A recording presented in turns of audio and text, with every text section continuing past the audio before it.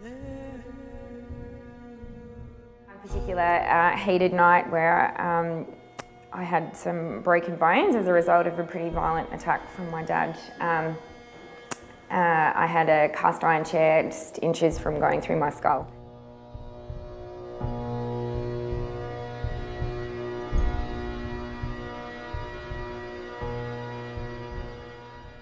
For me, I think for a long time I felt a lot of pity about my story, and I spent years suicidal and in a terrible mental state because of post-traumatic things, and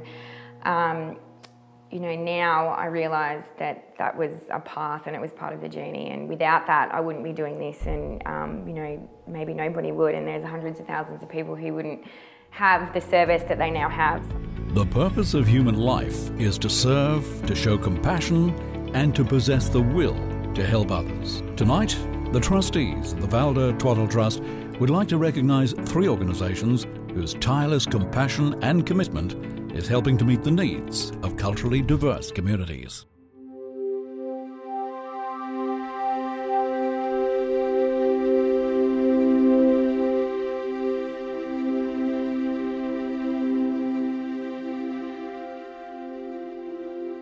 You expect to have that kind of, life-changing moment, as you say, at the top of a mountain, in a perfect sunset or something. But in actual fact, I was in the shower, ironically, and I'd had my first son, William, and my husband and I had been away for a weekend, and I, of course, had pinched my shampoo and, very underground as it was back then, and was using it in the shower, and I just had this overwhelming, and I do describe it as a light bulb moment because I really felt like that's when I realised everything I'd been through was for a reason. And I started wondering how many people could actually use these little bottles of shampoo, people that were in transitional situations like I was, where I didn't know where I was going to be night to night and didn't have the capacity to carry a bathroom cupboard on my back. So so I kind of ran out of the shower, screaming like a crazy person, about this idea that I had. And the first thing everyone says is, you can't call it pinch a poo, and that's when I was like, no, that's what we're going to do.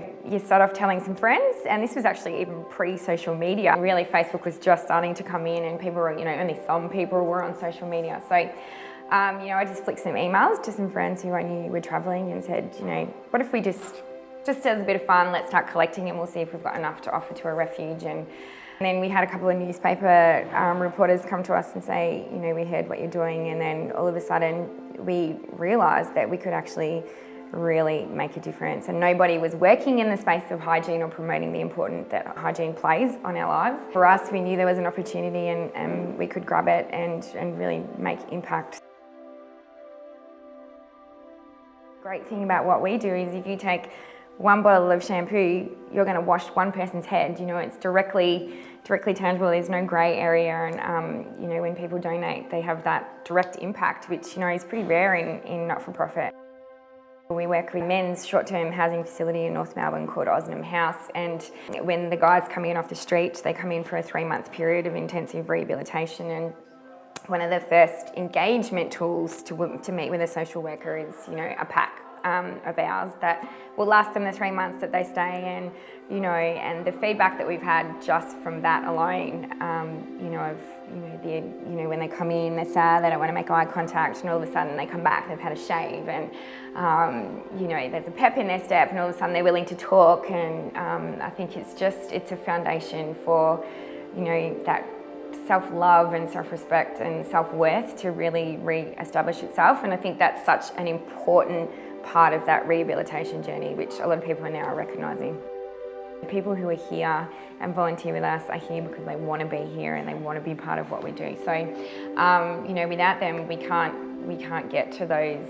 Last year we got to nearly 300,000 people with our work. So this year we'll tick over 2 million products redistributed, and 100 different partners right the way around Australia, and that number just continues to grow by the day. Our volunteers are everything, and I know that every organisation says that, but we are just the best bunch of people, and honestly, I don't know what it would be like to come to work and not have these incredible humans around me. And you know, I think most workplaces, people kind of come in and put their lunch on the table. There's always open arms here, and everybody has a kiss in the morning, and it's such a pleasure to be around. And for all of these strangers who had never previously met each other, you know, now to be in this big family that we've created, so very special. For me, I look at it now as really a blessing that that chapter of my life happened, and now we're able to you know, to have created this. And you know, there's not a day that goes by where I don't pinch myself and I'm not grateful for what you know, these four walls mean and the work that we do every day.